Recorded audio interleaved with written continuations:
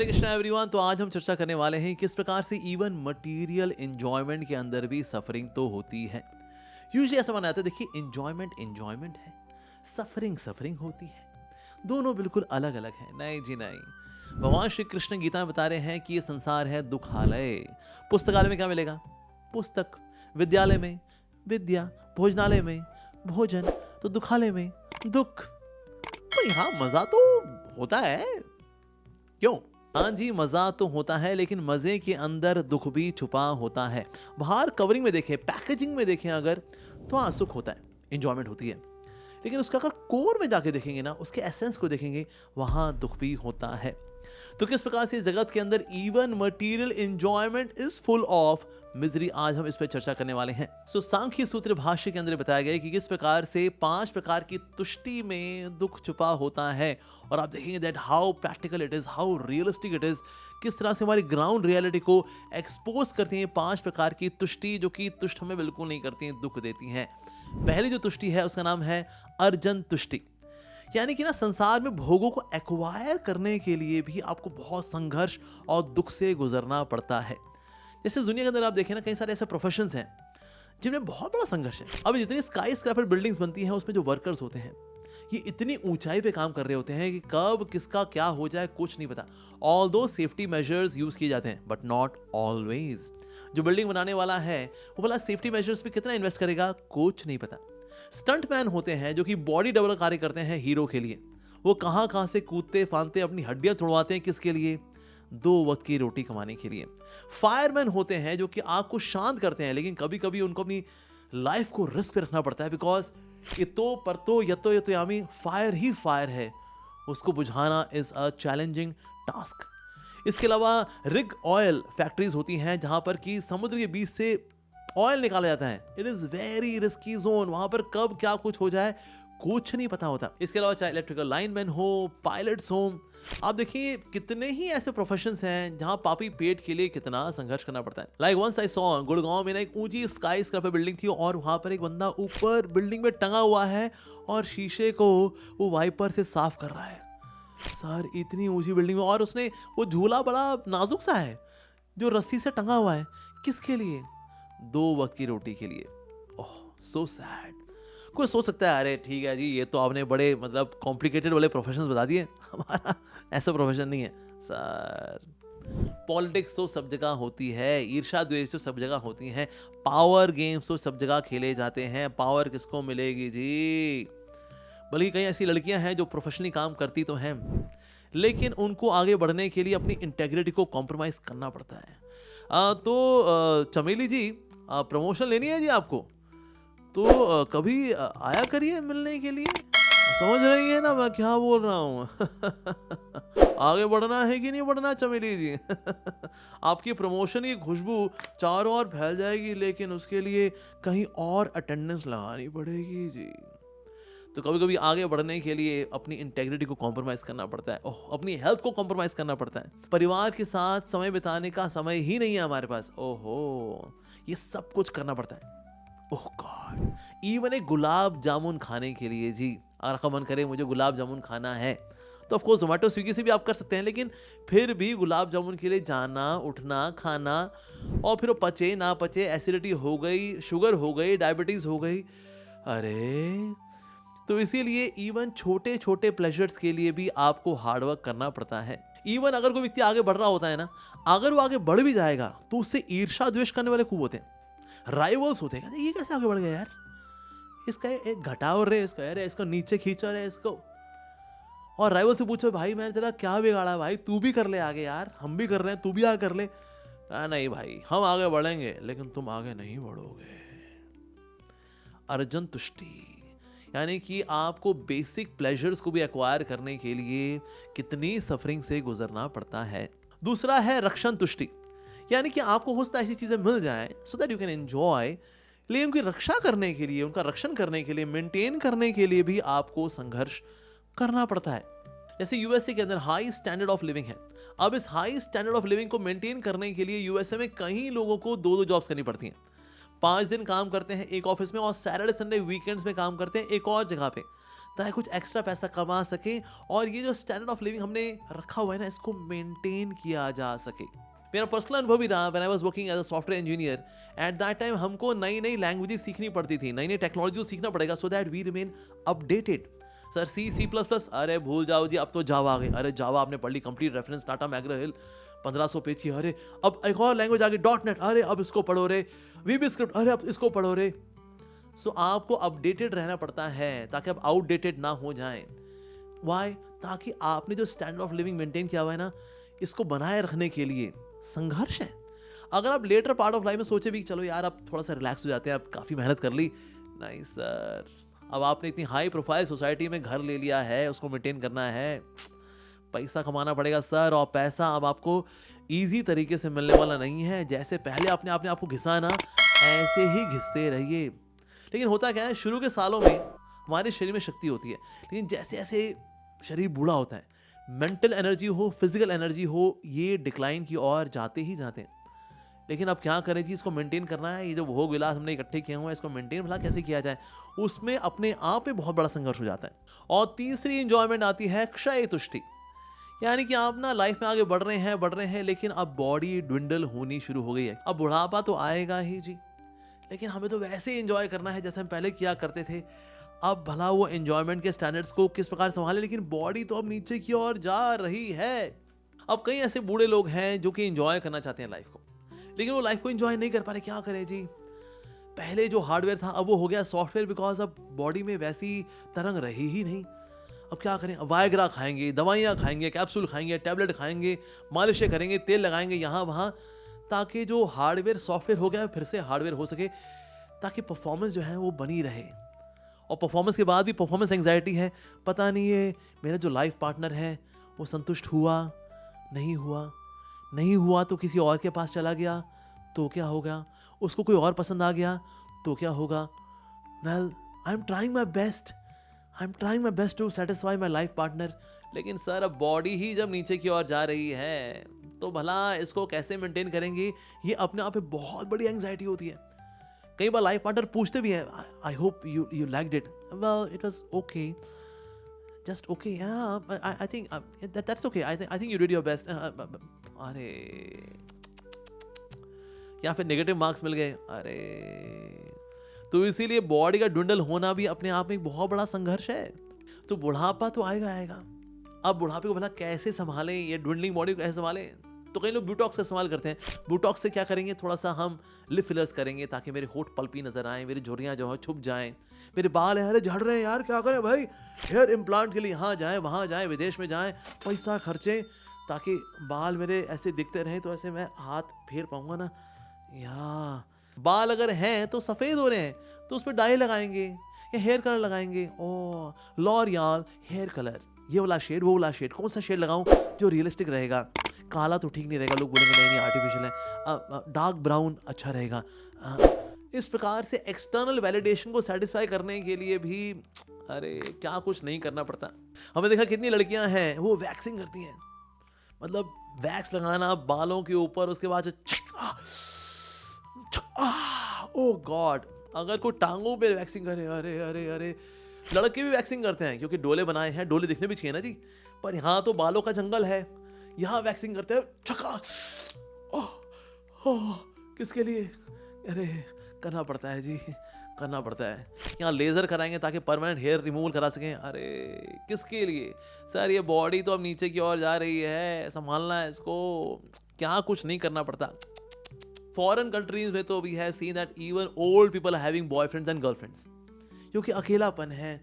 जो life partner था उसको तो हम पसंद थे ही नहीं, क्योंकि हम आउटडेटेड हो गए। तो क्या करें, अभी तो मैं जवान हूँ, अभी तो मैं जवान हूँ, पर नहीं सर आप तो बूढ़े हो चुके हैं। कोई बात नहीं, हम बूढ़ी को चुन लेंगे। तो बूढ़ी ने बुड्ढे को चुना, बुड्ढे ने बूढ़ी को चुना, किसके लिए? थोड़ा समय साथ बीत जाता है इसलिए चुना। तो इसीलिए आप चाहे हमेशा एंजॉय करते रहेंगे, आपकी ये चाहत पूरी हो नहीं पाती, because old age is also reality of life. हालांकि कुछ ऐसे सुपरस्टार हैं जो कि 60-60 साल के हैं पर दिखते जवान हैं, जैसे मिलिंद सोमन जैसे लोग हैं। वी रियली अप्रिशिएट ओके कोई व्यक्ति अगर अपनी हेल्थ को लेकर बड़ा सिंसियर है, दैट्स नाइस। लेकिन कभी कभी इन ब्यूटी स्टैंडर्ड्स को मेंटेन करने के लिए और बॉडी की स्ट्रेंथ को मेंटेन करने के लिए well sometimes you have to take such courses, either they are very expensive or they are full of sin as well। जैसे फॉर एग्जाम्पल से एक्सेस प्रोटीन के लिए आपको मीट खाना पड़ता है, oh God, so that I look stout. Sir लेकिन इसमें पाप हो रहा है, इसको नहीं करना चाहिए। लेकिन ओल्ड एज है जी, क्या करें, अभी एक रियलिटी है, इसको एक्सेप्ट करना पड़ता है। तो जो लोग इसको एक्सेप्ट नहीं कर पाते तो मेंटली एक अलग तरह की सफरिंग आती है। चौथा है भोग तुष्टि, यानी आज तो हमने एंजॉय कर लिया, अरे हमने एंजॉय किया यार, हमने किसी कुछ बिगाड़ा गया, हम तो खुद एंजॉय कर रहे हैं बस। सर भोग जिसने अभी किए ना, बाद में जा करके बहुत कष्ट भोगने पड़ते हैं उस व्यक्ति को।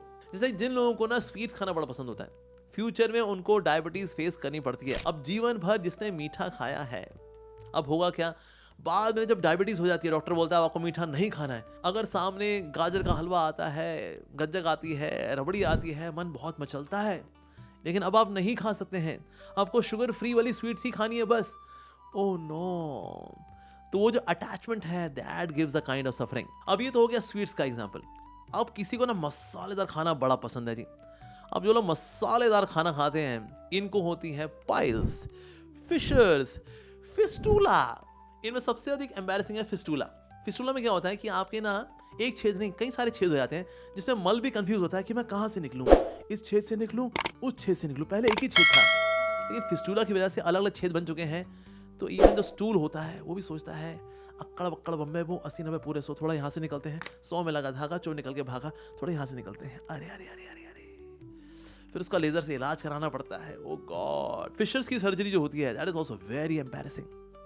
तो इसीलिए जिसने मसालेदार खाना खाया हुआ है, खूब टंगड़ी मंगड़ी तोड़ी हुई है, तो sir fissures, piles, fistula is waiting to bless you. इसके अलावा कुछ ऐसे लोग भी हैं who had such a hefty body, Ronnie Coleman, wow, body builder champion है जी।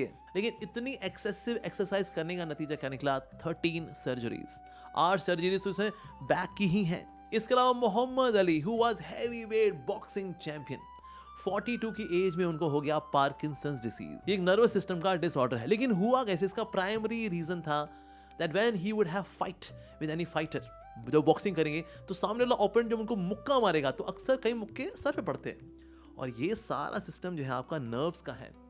ऐसे मल्टीपल स्ट्रॉन्ग हिट्स पढ़ पढ़ के हुआ क्या, he got at the age of 42 Parkinson's disease. 23 years of career, 61 fights, and Parkinson's at the age of 42. Oh God. So when Muhammad Ali used to enter the ring, people used to say, I fly like a bird, I fly like a bird, I sting like a bee, I sting like a bee, I am undefeated, Muhammad Ali, Muhammad Ali, Muhammad Ali. That was Muhammad Ali. पर 42 साल की उम्र में Parkinson's होना, well, that's a sad news indeed. तो इसलिए कभी कभी ऐसा होता है कि यंग एज में भी एंजॉय, नॉट नोइंग कि इसकी फ्यूचर में रिपरकशन क्या होंगे, बट यस रिपरकशन तो होते हैं जी। एक और जो प्राइम एग्जांपल है भोग तुष्टि का, वो है excessive sense enjoyment, specially sex enjoyment. Yes, पर जो लोग एक्सेसिवली इन्वॉल्व हो जाते हैं सेक्स लाइफ के अंदर, ऐसे लोग they suffer so much. Erectile dysfunction is nowadays so common. लेकिन भला इसका मेन कारण क्या है? Well, when excessively somebody is having sexual indulgence, चाहे masturbation के रूप में हो और with somebody, जब ये excessive रूप में होता है तो इरेक्टाइल डिसफंक्शन होता है, आपकी इम्यूनिटी वीक होती है। इसके अलावा ब्रेन फॉग, यानी कि आपका ब्रेन डल होता है, आपका रिएक्शन टाइम स्लो होता है, आपकी क्रिएटिविटी कम होती है, ब्रेन फॉग होता है, हार्मोनल इम्बैलेंस होता है, और इस सब की वजह से होता क्या है, रिलेशनशिप में इंस्टेबिलिटी भी आती है। बिकॉज मेरा जो पार्टनर है well is not doing well on the bed, bad performer, उसकी वजह से रिश्ते भी कमजोर होते हैं। और आयुर्वेद के अनुसार क्योंकि पित्त और वात का इंबैलेंस होता है, that's why there is fast ageing in the person. भगवान श्री कृष्ण भगवद गीता में बता रहे हैं, धर्म अविरुद्धो भूतेषु कामोस्मि भरतर्षभः, I am that sex life which is as per the rules and regulations of dharma. लेकिन हम जब अधार्मिक तरीके से एक्सेसिवली सेक्सुअल इंडल्जेंस में लगते हैं, that leads to so many diseases. उसमें फिजिकल डिसऑर्डर्स भी हैं, मेंटल डिसऑर्डर्स भी हैं, और आपके रिश्ते भी खराब होते हैं। तो भोग तुष्टि में, भोग तुष्टि का मतलब है currently you may enjoy but in future this enjoyment leads to suffering. और फिफ्थ है वेल हिंसा तुष्टि, आपको तुष्ट करने के चक्कर में औरों के साथ हिंसा होती है। यस, लेकिन ये हैवी ड्यूटी वायलेंस एनिमल्स के प्रति क्यों होती है? क्योंकि कुछ ऐसे लोग हैं जो कि नॉन वेज खाना पसंद करते हैं, और ये जो 2 इंच लंबा जो टुकड़ा है ना मुंह के अंदर, जिसको बोलते हैं जीवा, इसको तुष्ट करने के चक्कर में कितने ही एनिमल्स के साथ हिंसा हो जाती है। सिमिलरली डेयरी इंडस्ट्री के अंदर हम देखते हैं काउस के साथ कितना दुर्व्यवहार होता है। They are treated practically like a machine. एक दूध दोहने वाली मशीन है वो, दैट्स इट। बछड़े को गाय से दूर रखा जाता है कि अरे वो सारा पी लेगा तो हम क्या पिएंगे, सिर्फ दिखाओ इसको ताकि गाय इसको देखे तो ममता भरे भाव में उसके थन में दूध आ जाए। लेकिन बछड़े को नहीं पिलाएंगे जी, हम पिएंगे जी। वायलेंस है ये वास्तव में। पोल्ट्री फार्म्स के अंदर जिस तरह से मुर्गियों को रखा जाता है ताकि उनसे अंडे प्राप्त किए जा सकें, it's hello, it's even worse than hello. पर किसके लिए? ताकि कुछ लोग जो कि एगिटेरियन हैं, इन अ वे, जैसे हम लोग वेल नॉन वेज तो नहीं खाते हैं, बढ़िया एग्स खा लेते हैं, in a way we are half vegetarian. Nice sir, ये बहुत ही वाहियात है। We are doing so much violence to the hens. Why? So that we can satisfy ourselves with eggs. Sunday हो या मंडे, कभी ना खाओ अंडे, नहीं तो पड़ेंगे यमराज के डंडे ही डंडे। इसके अलावा फैशन इंडस्ट्री अगर देखें, वेल फैशन इंडस्ट्री के अंदर तो जो डाइज होती है जिनसे कपड़े रंगे जाते हैं, इन डाइज को डाल दिया जाता है नदियों के अंदर, और इस प्रकार से ये डाइज होती हैं, इसको जो कोई कंज्यूम करेगा through the water of the river, उसकी बॉडी में वो टॉक्सिन जाएगा ही जाएगा। सिल्क मॉथ, कितने ही सिल्क मॉथ मार दिए जाते हैं, उबाल दिए जाते हैं ताकि उसके आसपास जो रेशम है जो उसने बुना है उसको अलग किया जा सके। सो ह्यूमन सिविलाइजेशन को सिल्क पहुंचाने के चक्कर में कितने ही सिल्क मॉथ मारे जाते हैं उबलते हुए पानी में। That's so sad. इसके अलावा लेदर इंडस्ट्री देखें, कितने ही जानवर मर जाते हैं हमको लेदर जैकेट देने के चक्कर में। फर इंडस्ट्री है कि सर्दियां आ रही हैं जी, हमको फर चाहिए, तो थोड़ा बहुत फर आप निकाल लें, ओके, पर लेकिन उस जानवर के ऊपर ही फर रहने दे। लेकिन नहीं जी नहीं, प्रॉपर शेव करेंगे हम उस जानवर को, उसका सारा फर निकालेंगे, प्रैक्टिकली उसको नंगा कर देते हैं, कुछ फर नहीं बचता उसके ऊपर। पर किसके लिए? ताकि हम फर वाली जैकेट पहन सकें। It's a violence to these animals because we want fur, we want leather. इसके अलावा जब रोड्स बनाई जाती हैं तो कितने जंगल कट जाते हैं, जंगल कटते हैं, कितने जानवरों के घर हैं वो बर्बाद हो जाते हैं, कितने इंसेक्ट्स हैं, जीव जंतु हैं वो मारे जाते हैं। Why? Because we are expanding our urbanisation. इसके अलावा अगर स्पोर्ट्स में जाएं, MMA है, लोग देखने के लिए आते हैं, अरे भाई रियल टाइम फाइटिंग होगी, पर कितने ही फाइटर्स हैं जो कि अपनी हेल्थ गवा बैठते हैं। Why? Because they are to entertain you. That's so sad. Porn industry के अंदर कितनी ऐसी लड़कियां हैं जो कि नंग धड़ंग होती हैं जवानी के टाइम में, but now in case you want to live a normal life, और वो नॉर्मल लाइफ नहीं जी सकती। कौन बनेगा ऐसी लड़की का हस्बैंड? वेल, अगर बन भी गया तो जीवन भर उसको धुतकार मिलेगी। तू थी क्या, तेरी औकात क्या थी, तो मैं बिहाली तेरे को। अगर ऐसी लड़की अगर बच्चे हो जाएंगे, वो बच्चे कभी इज्जत की जिंदगी जी नहीं सकते। तो वो लड़की जो कि पॉर्न इंडस्ट्री का पार्ट रही है, दुखमय जीवन, परिवार का भी दुखमय जीवन, and they are exploited so much. एक 5 मिनट की पॉर्न क्लिप के लिए घंटों घंटों उनको एक ही एक्टिविटी कई बार करनी पड़ती है, डिफरेंट एंगल से करनी पड़ती है, दवाइयाँ खानी पड़ती हैं, क्या कुछ नहीं करना पड़ता, so that video appears to be appealing for the porn watcher. तो इसलिए पॉर्न इंडस्ट्री, जो पॉर्न एक्टर्स हैं उनके लिए it is full of suffering. In the beginning, some fun, but later on, suffering. तो आज मैंने 5 प्रकार की तुष्टि आपसे शेयर की, that how in this world if somebody says I'm enjoying ना, क्या फर्क पड़ता है? नहीं सर, उस enjoyment के कोर में भी दुख तो छुपा हुआ है। But yes, we should not see things from the surface, we should see things at their core. But yes, इस दुनिया के अंदर material enjoyment is not that easy, और जो मिलती भी है उसके साथ ढेर सारा दुख भी छुपा होता है। Thank you very much for watching this video. Hare Krishna. Srila Prabhupada, Messiah of Millennium. Srila Prabhupada, Messiah of Millennium.